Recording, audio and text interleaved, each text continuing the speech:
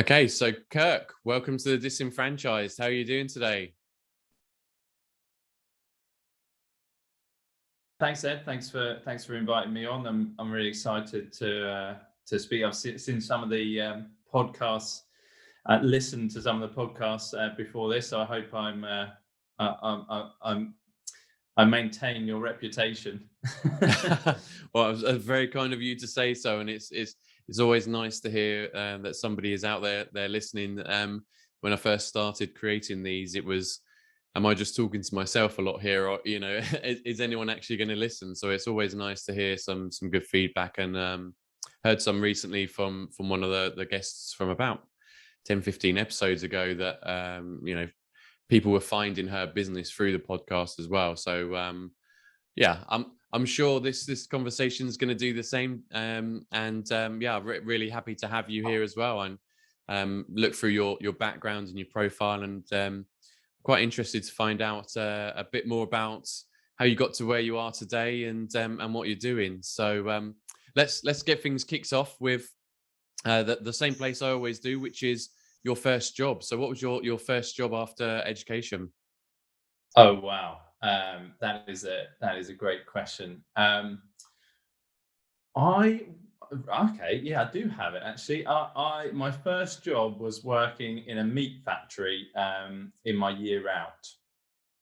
Nice. And a meat uh, factory. I was trying to not say sausage factory, but it was actually a sausage factory. So there you go. Um, and but even back then, I mean that let's be clear, I absolutely hated it. But I was saving to do some traveling in my year out. Um, which turned out to be more of a holiday really, but than traveling. Yeah, from what I did, but even back then, I'm glad I did it. I did it for about 4 or 5 months in a factory with no windows. Um, really hard work, meeting some really interesting people, and I still think back on it, and it did actually mould what my work ethic, because after working in that environment, I was determined that I never wanted to go back Yeah. to that environment. And even with my own kids, I hope they do start off in a job like that, because it really does set the tone for working hard to do something you're really passionate about. Yeah, it's interesting. I guess in a way, all experiences are good experiences because they can help to shape and mold you into the person that you become. It's something I struggle with myself sometimes. So I think back to when I started. It was a labouring job, really, putting up marquees, and I did it for, in my eyes, too long. Um, but it's got me to where I am today, so I'm grateful for it. But you always have this kind of wonder, what could it have been if I had done something different. But yeah, I like that. I like what you said there. That for you, it really helped shape the direction that you went in the long term. So, what was you doing on a day-to-day basis there? Um, well, okay, so it's going back a bit now, but I think I arrived at about 7:30 a.m. And how I was there, I was 18, so even that was a challenge. Um, and then um, and then got in. You have to clock in, use your thing, and then it was a case of just packing sausages all day. Uh, so that's what it was. But I think that but that experience, and also my mum and dad, actually, that so dad was a painter and decorator, and I went to work with him once, Mm. and it was incredible. He didn't stop for lunch. And I've worked with some of the best athletes, and he was an athlete. I mean, it was such hard work, and I was terrible at it. I think that I actually cost him more money. I broke a window, um, and because I accidentally stood on it, I spilt some paint on the driveway, and he ended up, and he still paid me for it and said, "Well done." And I was like, it was a horrendous experience, but it just taught me how hard he worked in his business, and also my mum, who did a lot of the sort of admin, and also, at home and stuff, and that really set me up with a really good ethos for business. It really formed the pillars of the business of what mini athletics is.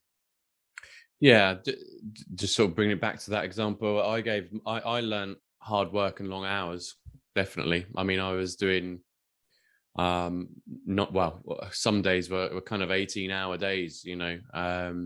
Starting at 4 and finishing at midnight and things like this. So it was tough. 90-hour weeks, that sort of thing, were quite regular in what I was doing, but. That makes the 9 to 5 seem a lot easier. when I found that with that world, you got an evening to yourself, which wasn't too common during the summer and what I was doing. So yeah, I think those early careers that you have, or those early jobs that you have, as long as you take them the right way, they can be really useful for building blocks, I guess. But you mentioned you were sort of still studying and took a year out. So what were you were studying towards, something within conditioning or coaching and conditioning, is that right?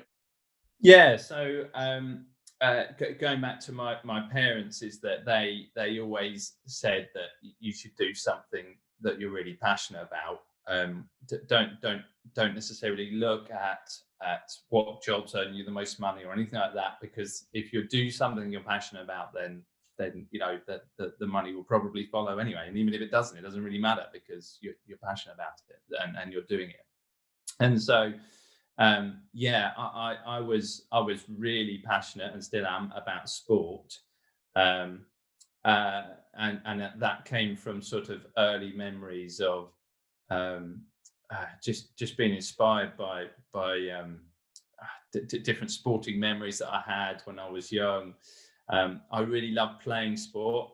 Unfortunately, I wasn't much good at it, but it didn't really matter to me. I just loved playing all sport, and just really loved it.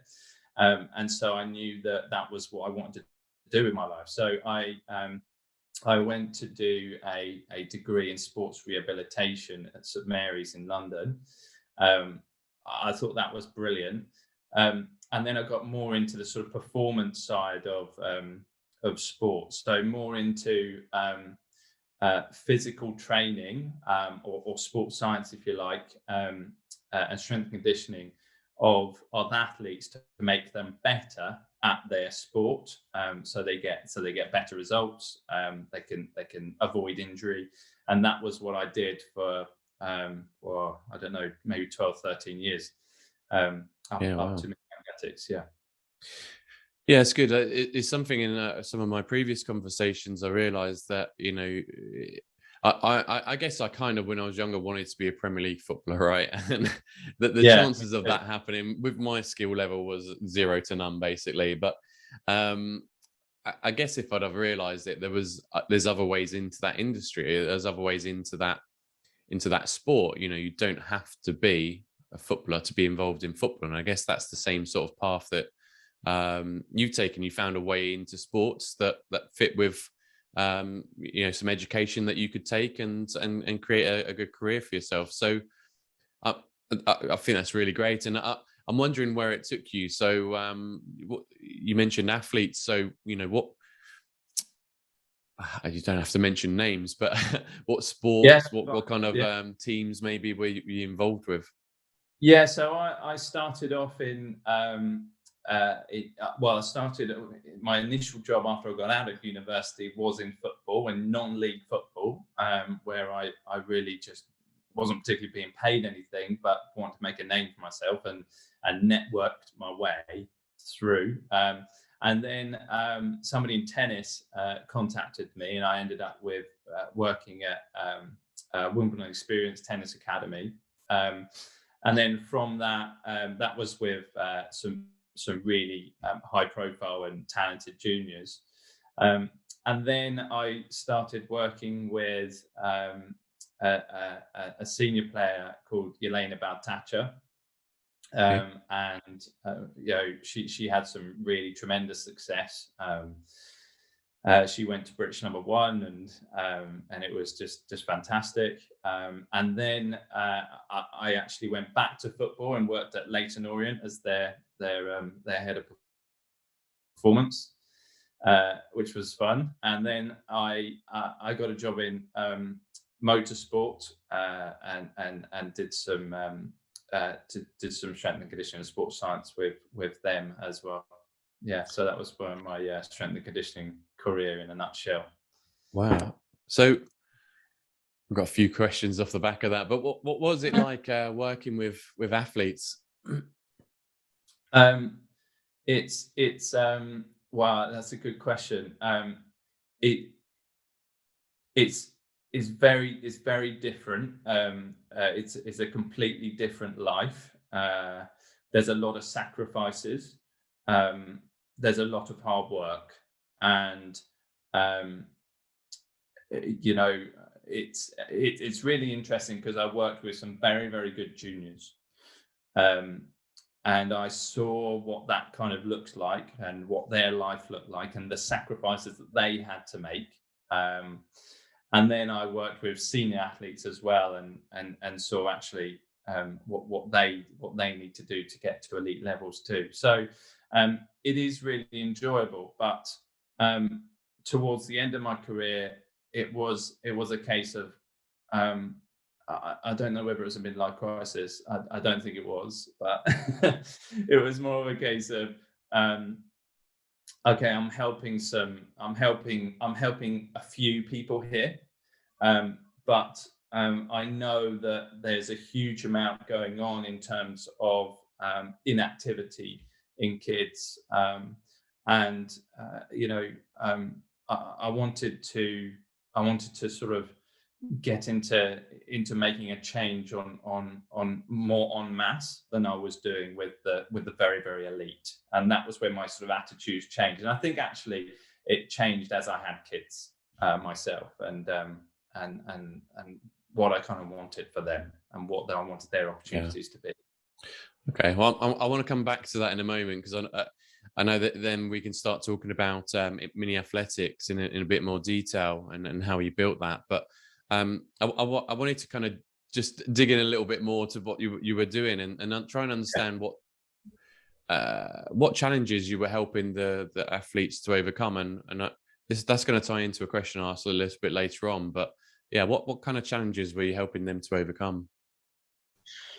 Well, it's interesting because it depends who you're working with. So if you're working with a junior, you actually get to work with them for a longer time, longer periods of a given week, if you like, because they've got more time than you've got. And then if you're working with senior athletes, then you don't get a huge amount of time with them, so you have to be really efficient with your time. But it's first of all, it's planning. So I needed to know which, if we talk about tennis as an example, I needed to know which major championships the players had, and I needed to plan when they were going to physically peak for those championships. Um, and I also needed to plan what demands on the body for those championships were going to be. So, for example, the French Open was going to be very different to Wimbledon because the French Open players would, as an example, the rallies would probably go on for much longer because it's on clay. So the energy systems that they use are going to be slightly different to grass, where the rallies are going to be slightly shorter. And so it was up to me to plan for those periods and seasons accordingly, so they could peak, but peak in the right way with the right energy systems, with the Yeah. right strength programs and power programs according to where they were at. And so that's the first thing, is that there was a huge amount of planning, more planning than actually working with them, Yeah, if that makes I never really thought of that before. Yeah, it's not reactive; it's a proactive approach, right? And it makes complete sense to do that. But yeah, yeah. I can imagine a lot of time is adjusting those plans maybe and tweaking them as things happen. Yeah, definitely. I mean, it's even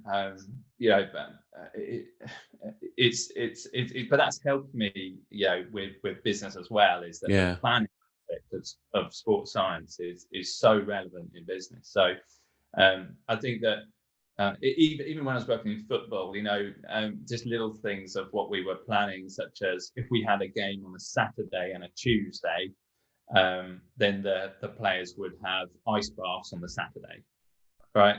Um, but when you have an ice bath, they're good. They help you with recovery, but they also take away a little bit of adaptation, which is the benefit of what you've just done. They kind of take that away a little bit, if that makes sense. okay, So, yeah, so what I'm saying is that you might get a little bit fitter from playing a game.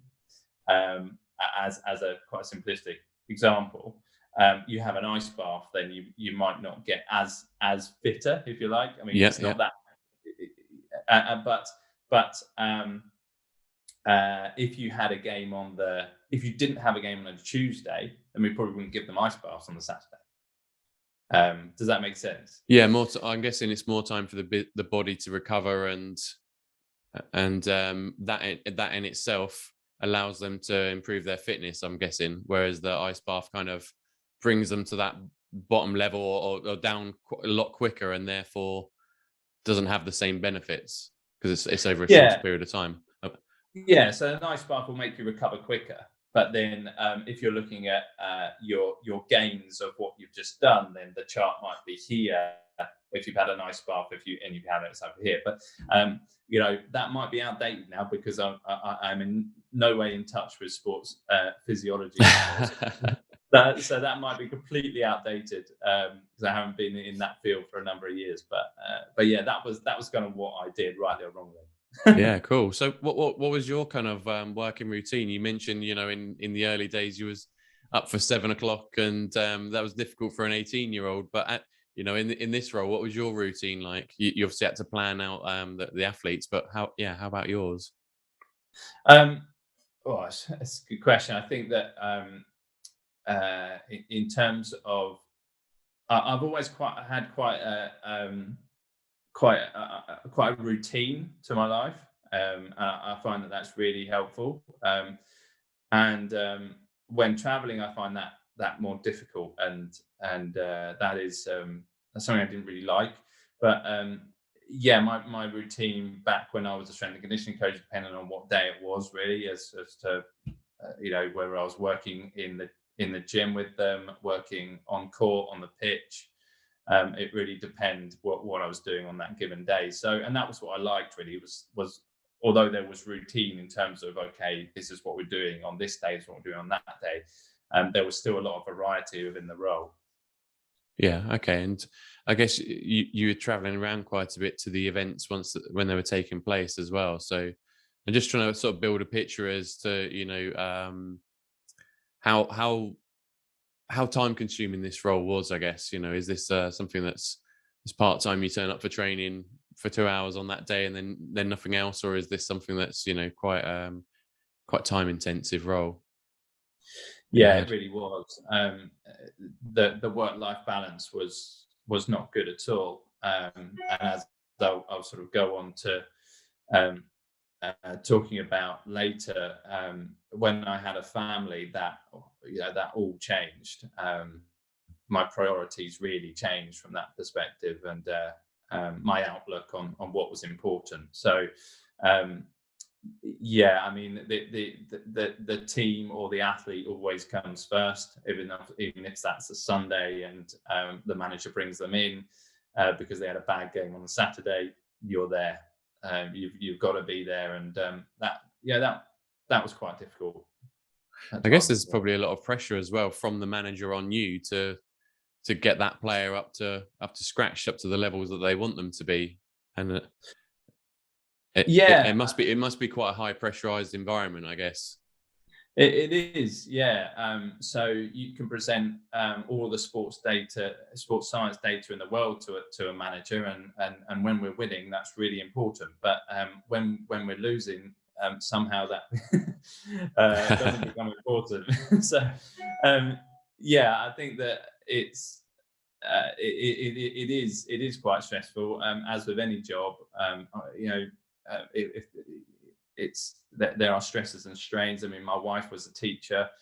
The stresses and strains of a teacher are huge, and it was no worse than that. But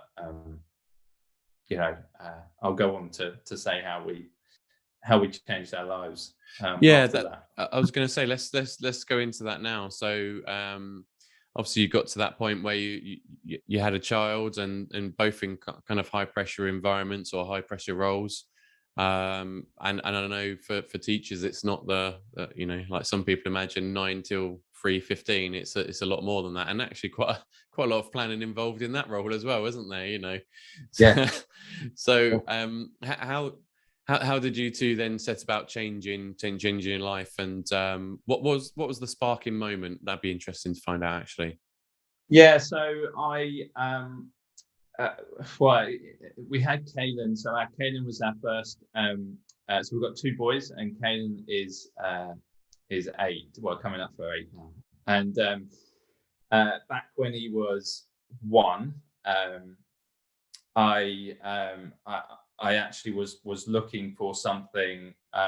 Basically, I quit strength and conditioning, working with athletes and various different things when he was 1, and for those 6 months, it was a case of trying to look for something that was really on par with my ambitions in terms of what I was talking about before. And I took Caelan to his first class when he was 18 months old. And it was a football class. And I thought it was good. He had a good time, but the class, it was very specific. The skills they were asking him to do were really specific. First of all, so at 18 months old, he was being asked to try and backheel a ball and stuff, right? And I just thought, well, I didn't really want him doing that. And I was also surrounded by dads and boys in the class. And it was clear even then that the dads really wanted their boys to be really good at football, even at 18 months old. It was absolutely crystal clear to me that was why they were there, and I wasn't there for that reason at all. It doesn't matter if Kane's good at sport. I've seen elite sport. It has its pitfalls, and I'm really not interested in my kids becoming elite athletes at all. And if genetics have anything to do with it, they certainly will not be elite athletes. So yeah, I just came away thinking I wanted something better than that. And coincidentally, we'd actually taken Kaylin to Disney World in Florida around about the same time, and that was a real experience. Yeah, of course, it's visually fantastic, and there's so much to do there, but it was actually how the staff made us feel. It was a Disney. What we came to realize is a feeling. Yeah. It's the way that it makes you feel, whether that's watching the films or going to Disney. It is a feeling, specific feeling, and I didn't get that from. When we went to that class, I didn't really get a sort of a really positive feeling from that. And I wondered whether Kanan did too. I don't know. He was only 18 months old. But I really wanted to create an environment, or go to an environment that was very similar to Disney, where sport makes you feel a certain way, which is why it's so good for health and well-being, right? Yeah. And I wanted to really encapsulate what Disney did, but for sport. I wanted to create a really positive feeling for kids going into sport. Because if you do that, the chances are they're going to continue playing sport through their lives. and I felt that the first experience of sport is so vital for that. So I went looking for that class, and needless to say, I couldn't find one. So um, Claire and I, who's my wife, we put together a few classes in this region, which was so we live just outside of Cambridge. So we put a few classes on, and they were really, they were a bit of a hit, which was great. Looking back on them, I think, how were they a hit? Because what we delivered was nowhere near what we deliver now. Yeah. But they still were a hit, and we thought, okay, there's something in this, and then we progressed the model from there. So that feeling you mentioned at Disney, how would you describe that feeling? Yeah. So it was a feeling that I think it's important to say that all the staff clearly have the same training, and they will use different techniques to make you feel as though you are the special ones at Disney. There are millions of people that go to Disney, but they make you feel as though you are the really important ones in Disney, and how they do that is they train their staff so well. I mean, the staff will first of all pretty much ignore the adults, go straight for the kid, get down to their level. Disney encourage the kids to wear a badge specific to why they're at Disney. So it could be first time at Disney, or it could be a birthday, or whatever, right? And that gives them an entry point with the conversation, and it's like, oh, wow, it's your first time at Disney. It's as if they knew, why you're coming. So everybody was like that, no matter where you go, whether you were watching the parade or in the store or whatever. It didn't really matter where you were, because all the staff had that training and really make you feel that way. Yeah, I like that. It's personalizing the experience, isn't it? And I have to say, as my daughter goes to hockey, and on one of the training sessions I was there, and they separated the kids into 2 or 3 different groups, and she had at that point only been going for about, I don't know, 4, 5, 6 weeks, something like this, not very long. So she wasn't very confident with the using the stick and the ball, and they're playing these 3 against 3 matches, and bless her, she was trying hard and doing the best that she could, but it wasn't always easy for her to trap the ball and make passes, dribble with it. So it looked like she was being really left out, as the trainer or the coach actually focused more on the good players and spent a lot of his time tackling them and coaching them along the way, and her, and there's a couple of other kids that weren't up to speed, really seemed to get a little bit left behind. And I felt really sorry for her, because I want her to feel involved. Yes, it'd be nice if she was great at it, but actually I just wanted her to feel involved. And I think if it was me out there, I'd have probably said something. But being kids, it doesn't happen. So how have you managed to translate that feeling at Disney into what you're doing with mini athletics? Yeah, well, firstly, I'm really sorry to hear that. That sounds and that really that's really annoying.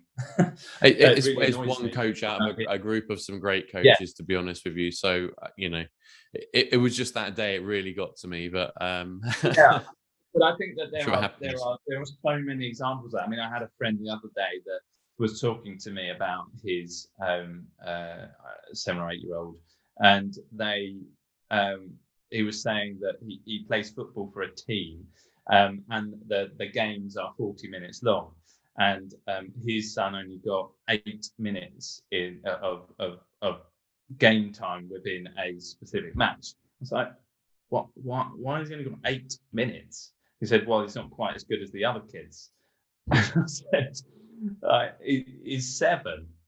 That does not matter. Yeah. It's participation at 7 years old, and this is not an elite academy or anything. This is just a village football team, and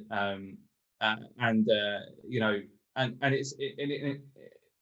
it bothered me because the parent was clearly bothered by it himself, but kind of understood why his son wasn't playing, and that's not a good place to be, from a, if that is now acceptable, from a sporting point of view, we've done something wrong, because that's not acceptable. And yeah, going on to your question, is that with mini athletics, it is all built around participation.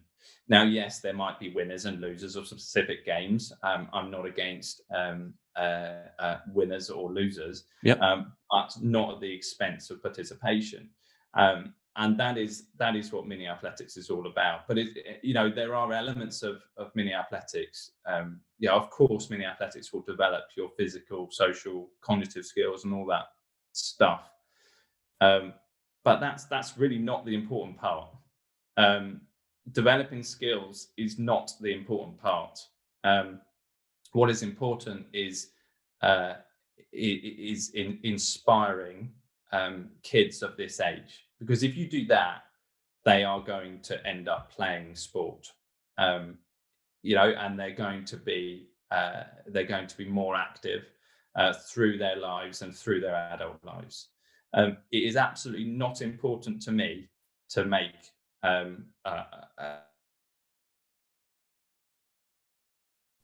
that is not important. What is important in this country and throughout the world is that we have more kids and adults playing sport and being active. That should be the main priority.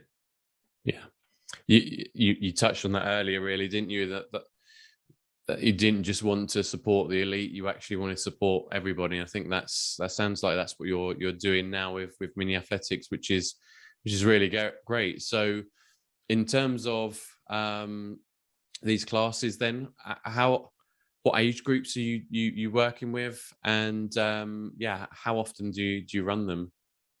Yeah, so we actually have a new class that's hit. We have a new class that's hit from January. So last week we trialed it before Christmas. But so we start off now. We used to start off at age 2, but now we start off from walking. So as soon as the kid is walking, the athlete, we call them athletes. So as soon as the athlete is walking, then they are able to come to our teenies class, and that goes right up to 2 years old. And then we have our diddies, which is 2 to 3.5. And then littles 3.5 to 5, and then minis 5 to 7, and then we stop at 7 and pass them on to whatever sports they want to do from there. Fantastic. So what are they doing in the classes? I can imagine, I can make a guess, but I can't see an 18-month-old throwing a javelin or something like this. But so yeah, what kind of level of what are the activities that they're doing? Yeah, so we start off from teenies, which is really has to be quite visually engaging. So we before I go back on that, before I say that, so all of our classes are built around imagination. So every week there's a specific theme that's built around. So for example, this week is post people, right? So last week was all about the ocean, and so within that theme, we build in specific games, and it's all about play and games within a theme.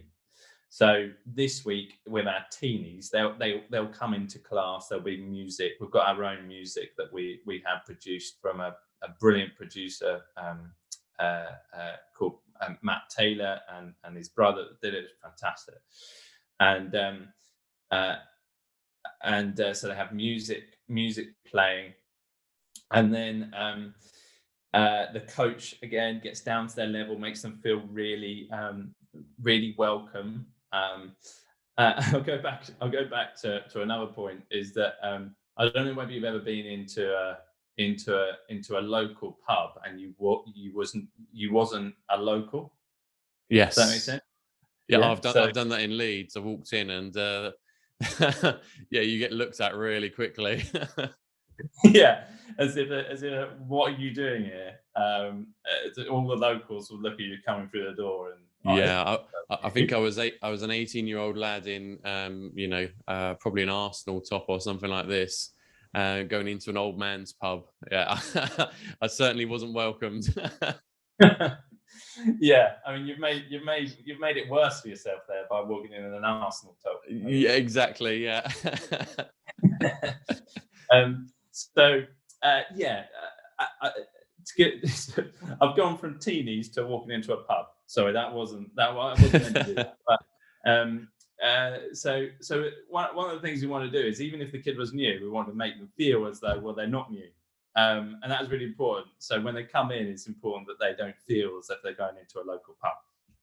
But anyway, so from there, because the teenies' imaginations, they don't really have that ability to imagine things at that level. So we have to kind of build and help their imaginations through the class. So that's really visually engaging. So we have a parachute with lots of colours, but then the ocean, we might have a big blow-up fish that we use in their class that helps them. They have to deliver the fish, which are cones to certain places, and but as we go through the ages, we rely on their imagination a lot more, rather than using props, if that makes sense. And then developing their, their social.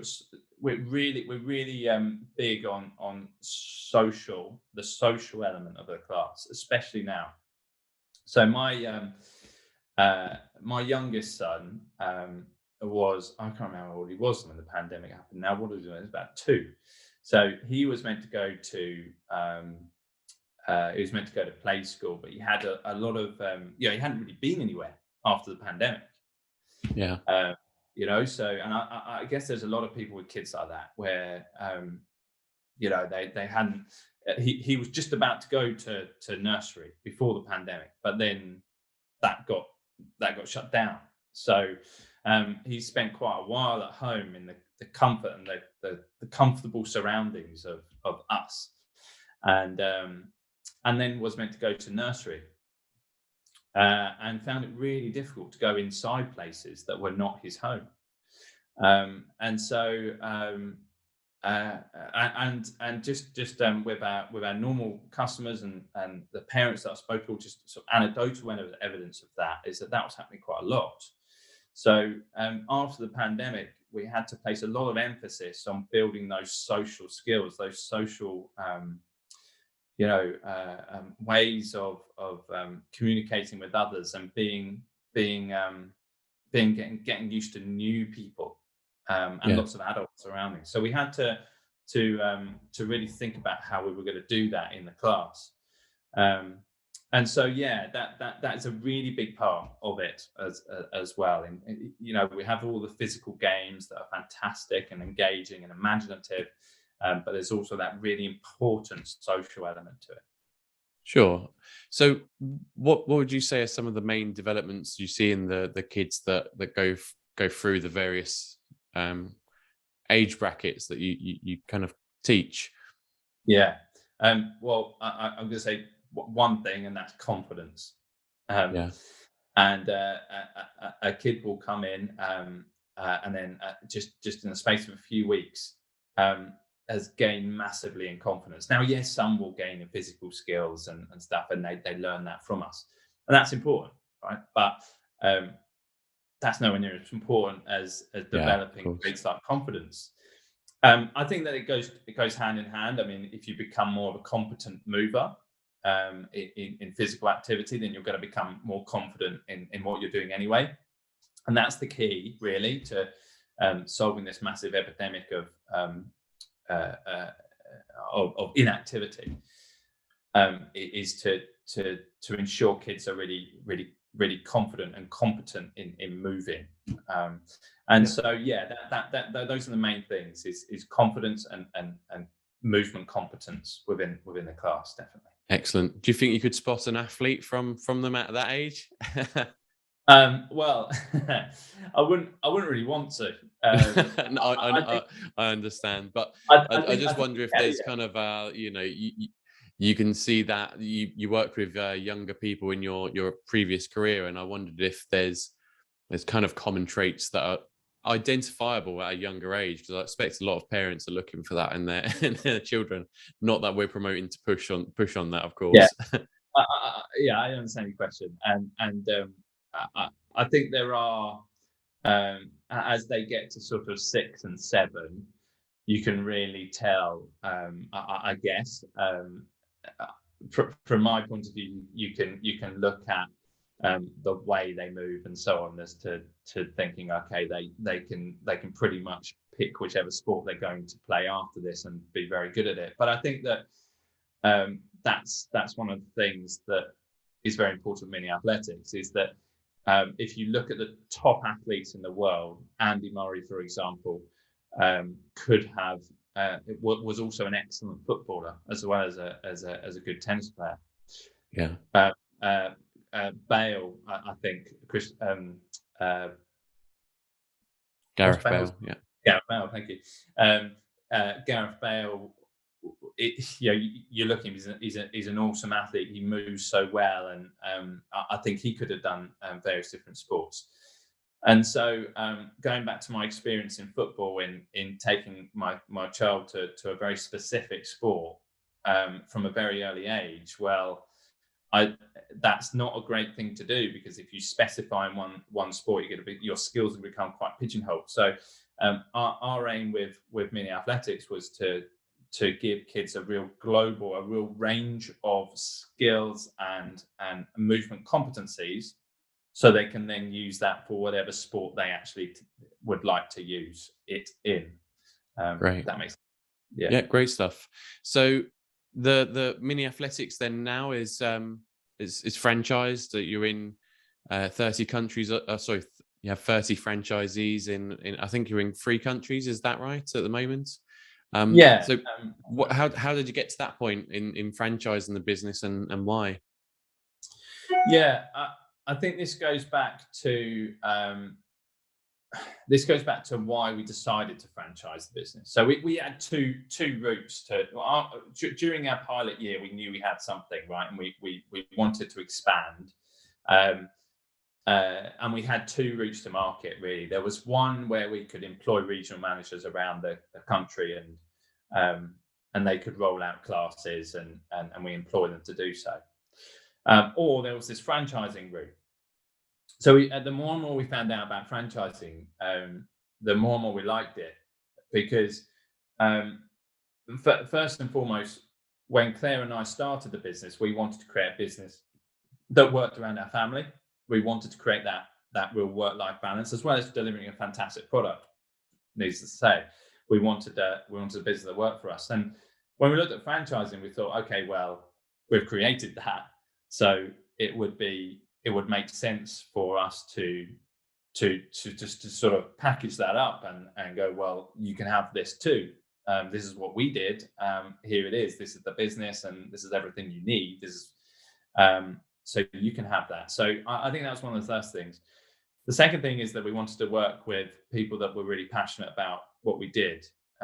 So hopefully you're getting an impression that I'm really passionate about what we do and our ethos.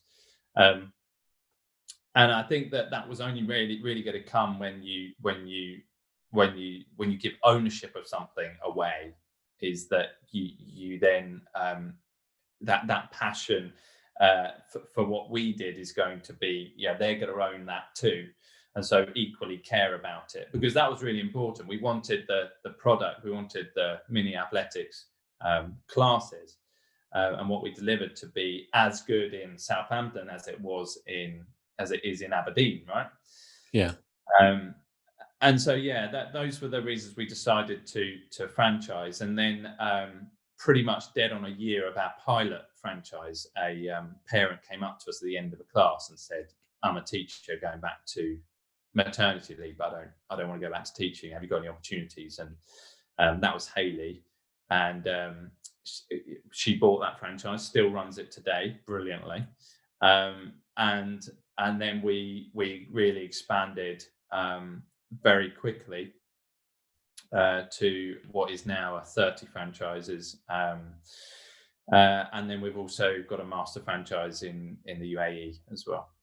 Yeah, it's great. And is it? Do you still have that work-life balance that you were looking for, and you built in those early days?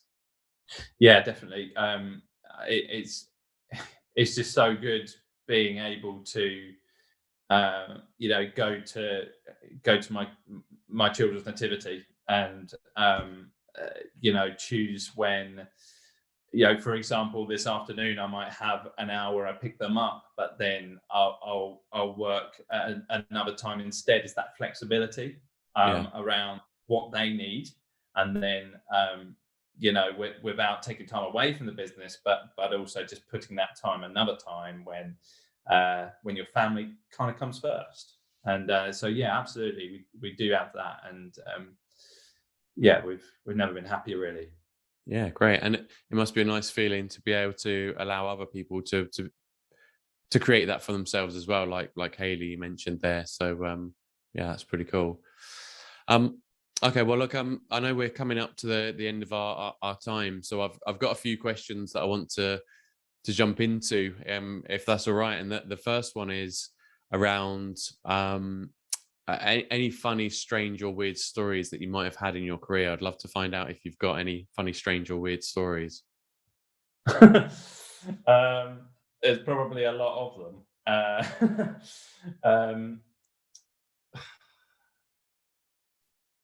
I mean, when I was working in football, there was a lot of stories, but I think that might uh, some of them are not suitable for this platform. So I think that it really it's really not suitable for this battle. The story I had in mind. It's No, nice. It's nice to know that there's some crazy stuff going on, because obviously the media don't get hold of a lot of it. The clubs protect them, understandably, from it. But yeah, you always yeah, imagine there's something going on in the background. yeah. I was working under a manager once that for some reason always got some of the staff to bring in some teas at half time, right? And this guy, we had a bad half, and this guy, the manager, I can't name him, but went absolutely ballistic, and picked up the teas, which were in glass cups, these kind of Right. retro glass cups, picked them up and threw all of them, the whole tray, against the wall. There Jeez. was to this day, I do not know how anybody was not hurt during that, but there was glass everywhere. Absolutely, it And was a hot tea huge from the mess. sounds of it. Yeah. It was, yeah. But it's not funny. But the thing is that we actually went on to win the game, so it must have worked. But then they came back and had showers, and the manager himself went into the shower, but there was still some glass on the floor, and he completely cut his foot. There was blood everywhere, No. and so there was, it was. I don't know whether that was karma, really, but he certainly did do that to himself. So yeah, It sounds like karma to me, but yeah. yeah, I can imagine there's tons of stories like that. But it must be in a real rage moment to do that, because I don't think somebody who's calm of mind or thought is going, right, I'm going to G them up by throwing a ton of hot tea and glass at them. It doesn't doesn't You add wouldn't get up. that in any other environment. You wouldn't get that in a boardroom, would you? I don't know, Only maybe. maybe, yeah.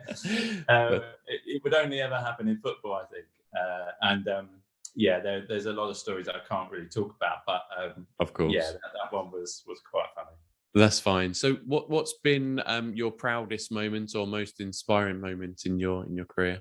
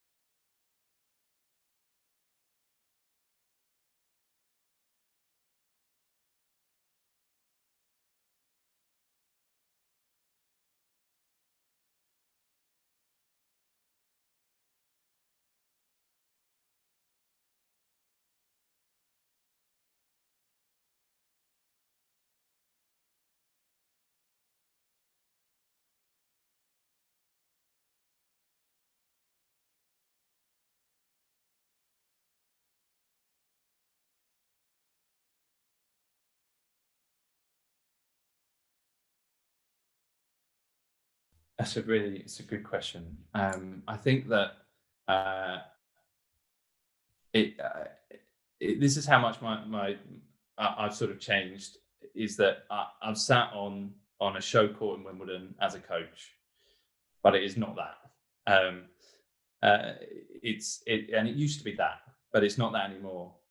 What is the proudest moment is that I myself and my wife, we've worked really hard together to build this, and alongside some fantastic franchisees, and seeing the thousands of children in the program.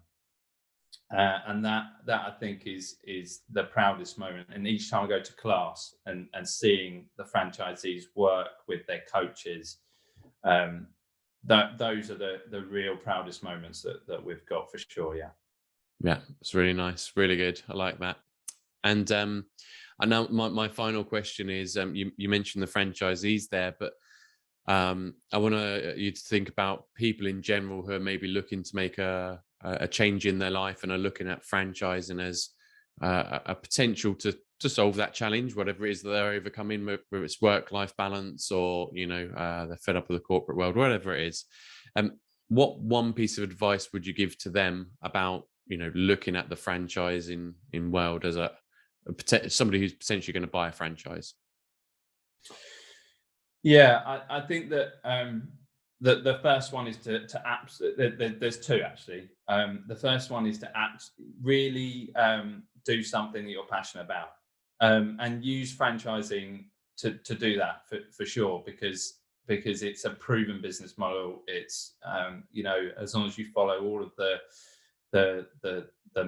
protocols and the manuals and procedures that your franchisor delivers for you, it's a really good platform to do that. But the second is to find a franchise that has a proven model. There are, in my view, too many unethical franchisors out there that do not fully prove their model before they go to franchise it. And I think that has to be the best advice, because just to follow those ethical franchisors that have proven it. Yeah, that's good advice. Really good advice. I actually thought you was going to say something around planning, because that was so much of your time in your career. But it is interesting, and I think again that shows kind of perhaps how you've changed. It's more about the passion of making a difference than it was back then, perhaps, in terms of that just the profession that you were in, I suppose. So I appreciate you sharing that advice, and I think it's really valuable to anybody. And I'm going to wrap things up there and say thank you very much for your time today, Kirk. It's been a real pleasure speaking with you and getting to know you, and hearing some of the stories in your career. So thank you very much for that. Well, thanks, Ed. I've really enjoyed it, and I look forward to listening to future podcasts. All right, excellent. Thanks, Kirk. Bye bye. Thanks, bye.